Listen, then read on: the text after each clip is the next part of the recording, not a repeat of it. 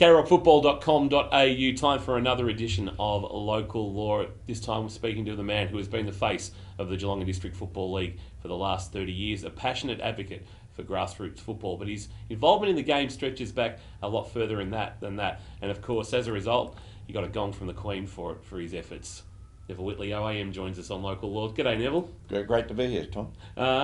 Take us back before you were president of the GDFL. People knew Neville Whitley, but of course your name is so intrinsically linked to the District League. But I think we go back to 1948, and if we look at the East Geelong Premiership photo of that year, there might be a little N. Whitley in it. Yeah, there was, Tom. My uncles played at East Geelong back in the 40s, just after the war, and they were lucky to win 3 premierships in a row there, 46, 47, 48, and I was mascot in the 47, 48 premiership sides.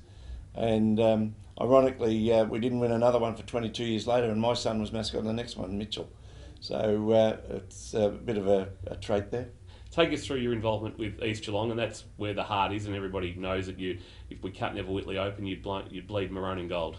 Well, yeah, East Geelong's been my club all the way through, and but being at league level, I have to try and not be as biased, but a lot of people still think that I'm connected with East Geelong, but half the players down there wouldn't even know who I am.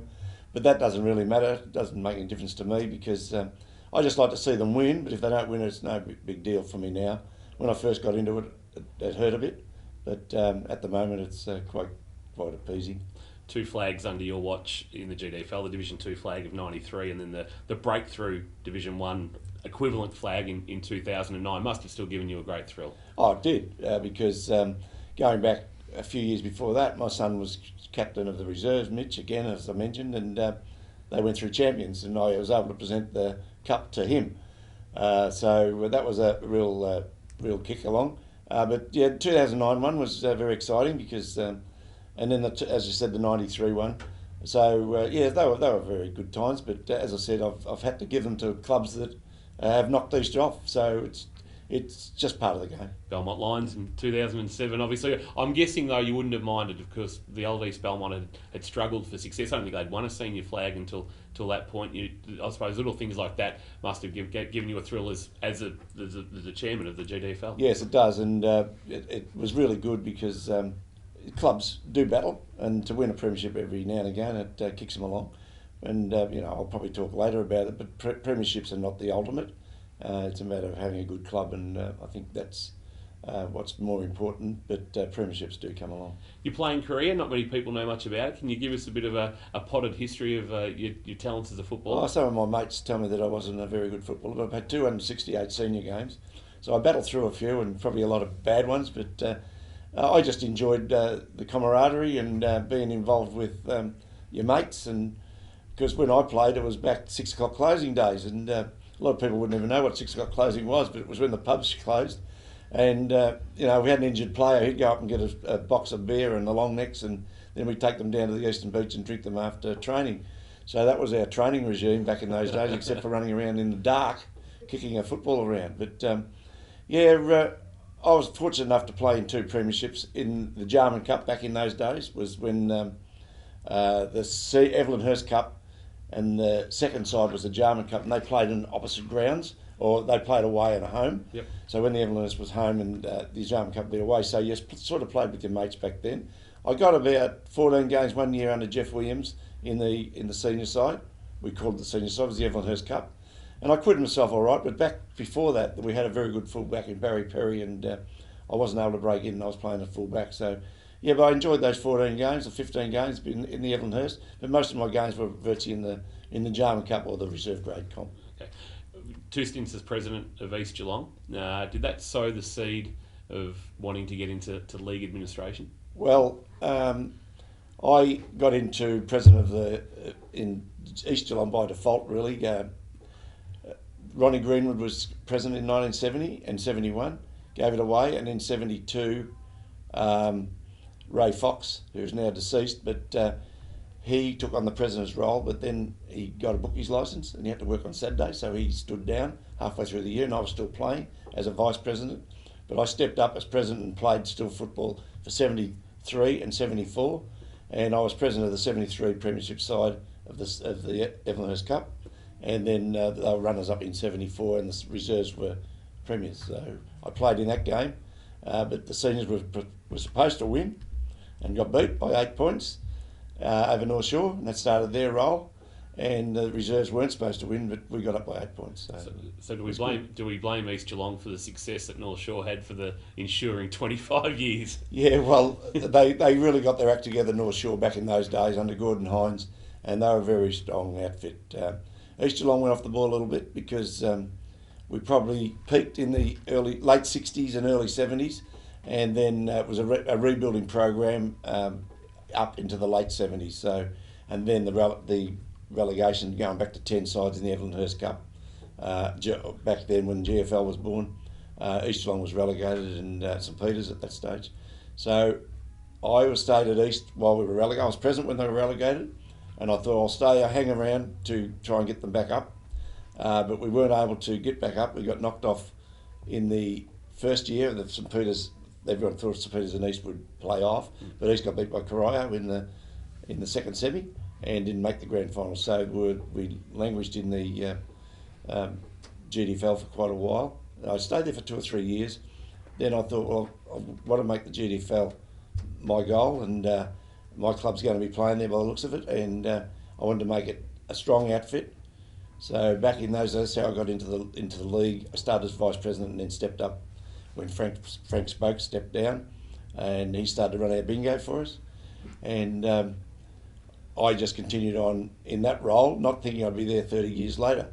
But what I have, Tom, is had good people. I make sure I got good people around me, good advice. I get good advice from my executive, and the clubs are very important to me as well, and they're very strong and they have their input. So I think I've had the longevity of having change in the football component, but also our commercial assets that we've got is Buckley's. We own the freehold of that, and that helps us get along a little bit because we don't have to chase for money.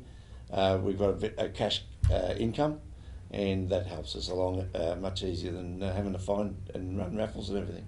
You talk about the changes that have taken place in the early 1990s. Victoria's gaming laws changed, and a very astute Neville Whitley pounced on the old SR Gent building on the corner of Fellmongers and Breakwater Road, and that became Buckley's. Can you take us back through that process in the early 90s? Well, we were running bingo at White Eagle House at the time, and we felt that we wanted to get our own venue. We were paying rent, and so let's have a look around, see what's available. So a guy that was one of my vice presidents at the time was Tom Phillips, and he was looking around for commercial property. And there was a syndicate put together out of Ballerine GFL and GDFL to have a look at maybe getting a licensed club somewhere. Yep. But we fortunately had some background in money. We had some money invested, and Tom came up with the SR Gent. He found that, and we were going to then move just our bingo down there and have a licensed club, because poker machines, even though it was they were starting to come in the 90s, we didn't think we'd ever get down that track so quick. So we were just going to have a licensed club, licensed restaurant, and run our bingo centre out of there.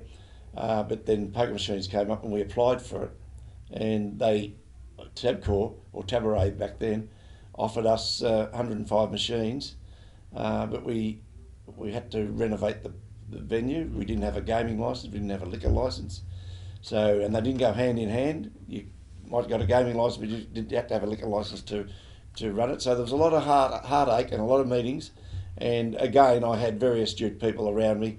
I get the kicks, the pats on the back, but also get the kicks in the pants, and that has been one really good aspect of the league. But a lot of other people helped me along the way as well.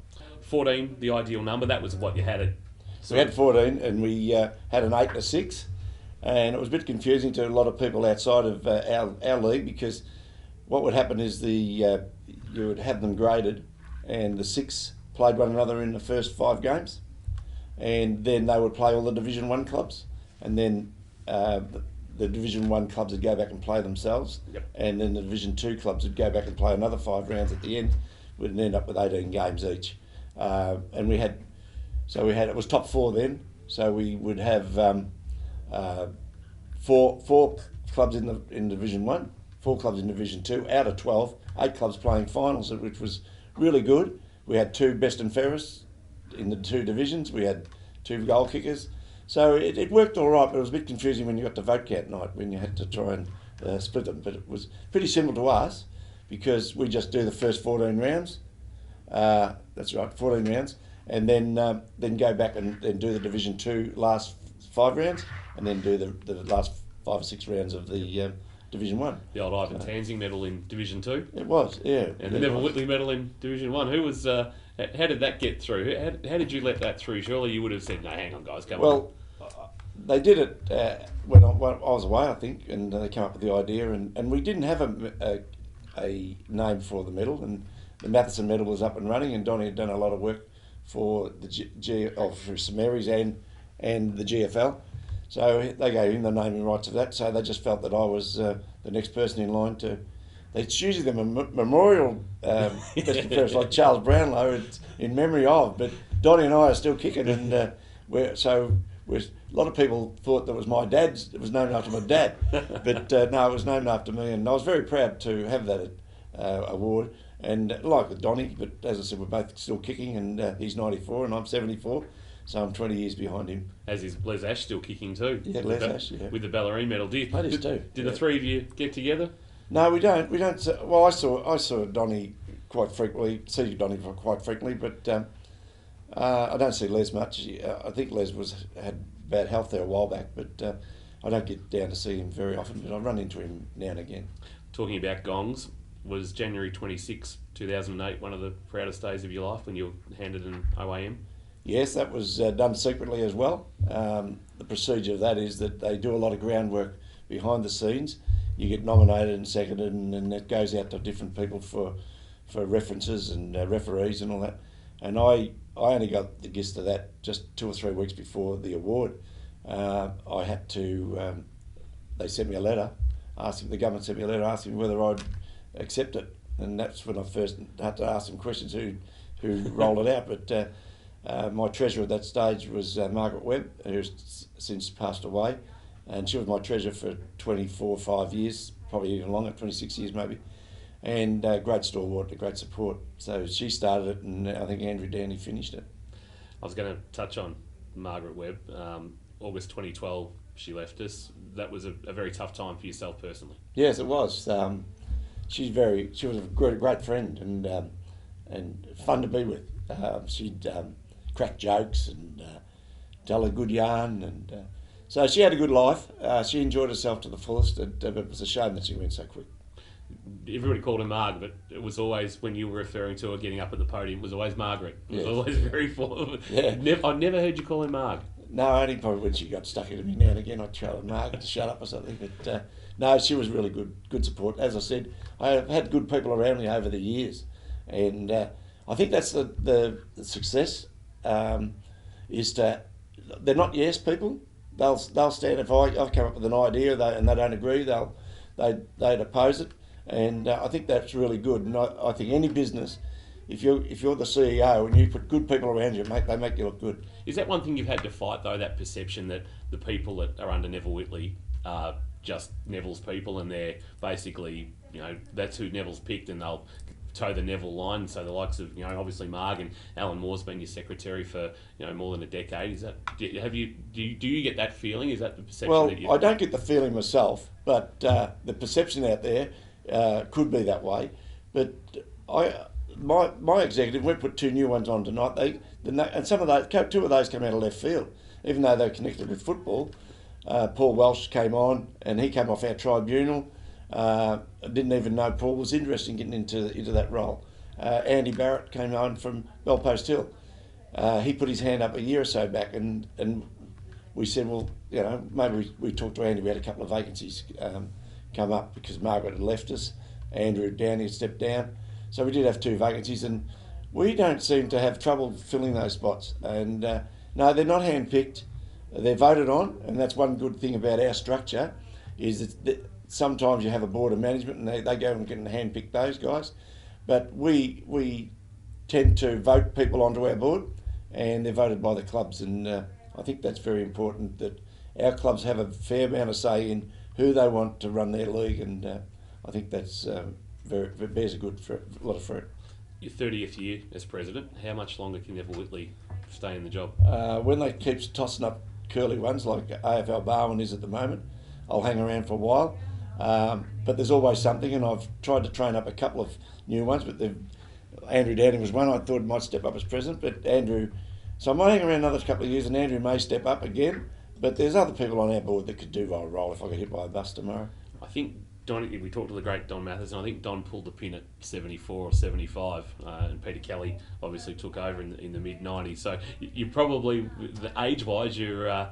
some people might say, oh, gee, well, Donny gave it away at that age, and Donny's obviously looked up to as probably being the beacon of local football with you not too far behind. Is it fair that some people might start saying, oh, hang on, Neville, how much longer can you go? Well, as I said, I'm only the figurehead, only the president, but and I keep an open mind on the aspects of what happens at our club level, league level, statewide. But yeah, there's a lot of people say, but I got into it fairly young, and so did Donny, but I was into my 40s. But there's probably people out there that say that I've been there too long, but I've asked people, do they want to step up as president? I don't hone in on it all the time, but I say, would you like to be president? A lot of them say, no, we wouldn't put up with the crap you put up with, so you stay there as long as you can. And I've got people at club level say, don't you give it away yet till we get everything right and our league's up and strong, and which I think it is at the moment, and I think anyone could run our league at the moment because it's fairly successful. We touched on it earlier this year, you and I, with AFL Barn, and obviously the topic of promotion and relegation and a division structure in Geelong has again raised itself. This was a couple of months ago you and I spoke. Are you any further along in discussions with AFL Victoria and AFL Barn? Well, it's in the pipeline now, a lot of change. There is a subcommittee put together called P15. I don't know whether they want to get it in 2015 or whether they're going to make an announcement in 2015. But nothing has been set in concrete yet on any structure. We were always in favour of promotion and relegation, but that's changed a little bit now because you've got netball and there's a lot of aspects around club level now. But our clubs are quite content to stay a 12 club division, and maybe look at something change under our administration. The old Football Geelong and the now AFL Barwon, I think there's a hidden agenda somewhere that they want to destroy the fabric of the GDFL, and because our clubs vote to stay as they are, and the only way they can try and break that down is to go into divisional structure to say it's good for footy, but maybe it's not good for footy, maybe it's only good for 2 or 3 clubs that are struggling at the moment, but they can move within the region if they wish. If they think they want to go up to a division, like clubs did in the past, they applied to leave. Amateurs applied to go GFL. Lara applied to go GFL. We cleared those clubs. Mottawarri to Ballerine. Newcombe applied to come to us a few years ago, and Peter Kelly was chairman of Football Geelong and Phil Cossey was CEO. And they said, no, we want them to stay in Ballerine, and knocked them back, went to an appeal. So they wanted to come across to us probably 8 or 10 years ago. And now they're in a bit of dire straits at the moment. But clubs have a way of fighting their way out of these difficulties, and I think that maybe we should just settle down a little bit and there's other aspects that AFL Barwon have to look at before they start restructuring senior footy. They haven't got the junior structure right yet in 16s and 14s. There's clubs without junior sides, so that's a weakness as I see it. And the Colts division is not running properly yet, and there's clubs there that haven't got Colts. So let's get that right first before we start looking at the senior structure.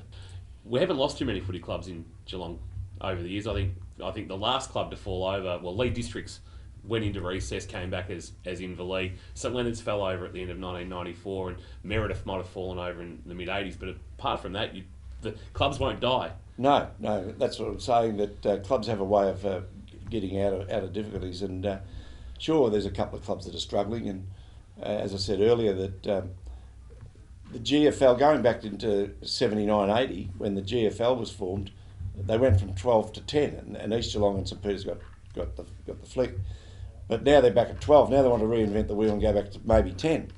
So I'm not sure whether that, I can understand the reasoning, the 10 is ideal because you play one another twice.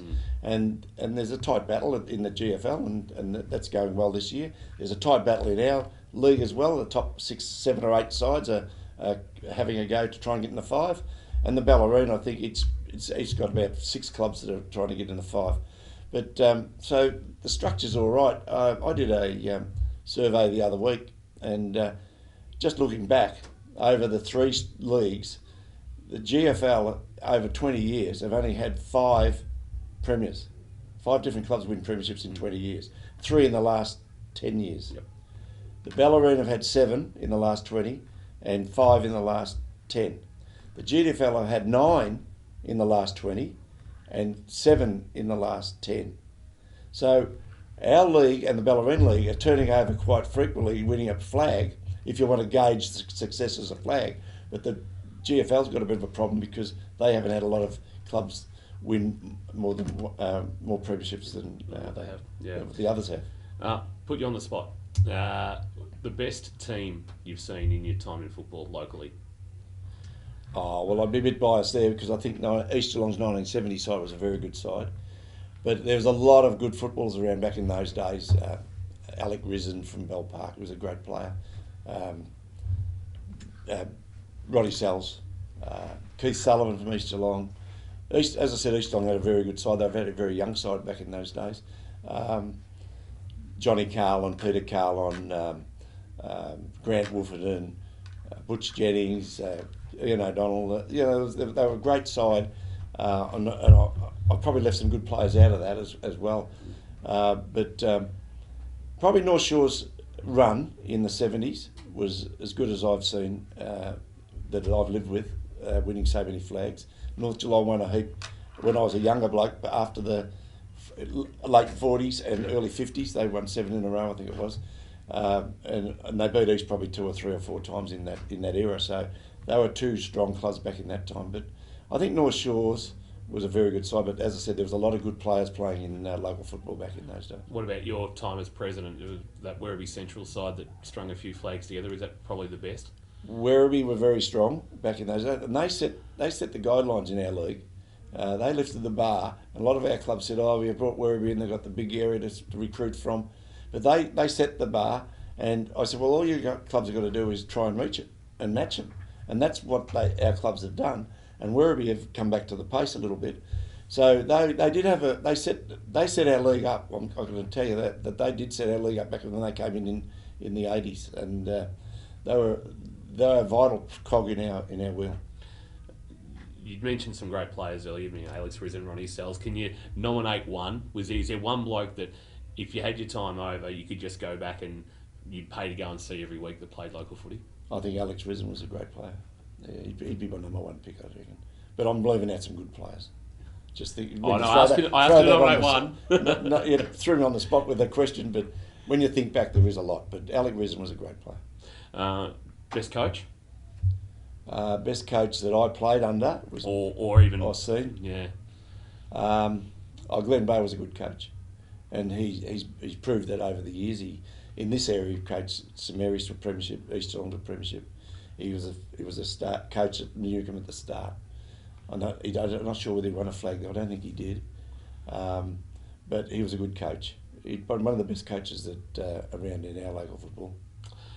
What's next? What will Neville Whitley do when he pulls the pin on being president of the GDFL? Will you know what to do with yourself? Probably not. I'll probably still go to games on a Saturday. I don't think I'd just stop. I just love being involved with. I like to see the young people develop that come through the clubs, and like when I was at East Geelong, I coached Kevin O'Leary as an under-18 player, and then his sons came along. My sons started to play football. So I've seen them develop, and I just enjoyed them playing football, and I do the same at other clubs. Get to know some young blokes that come through the junior ranks, and then get into senior football. Interleague football is very important to build a relationship between, and not a them and us type attitude. It's a we. So you see some young blokes around that they played interleague, and then you can follow those guys' the career down the track. Neville, it's been a wonderful trip down memory lane. Forthright, as always, with your views on local football, but you've been a wonderful contributor. When history of local footy's written, the name Neville Whitley is well and truly going to be there at the forefront. We appreciate your time. Thanks for joining us on Local Law. Thanks very much, Tom.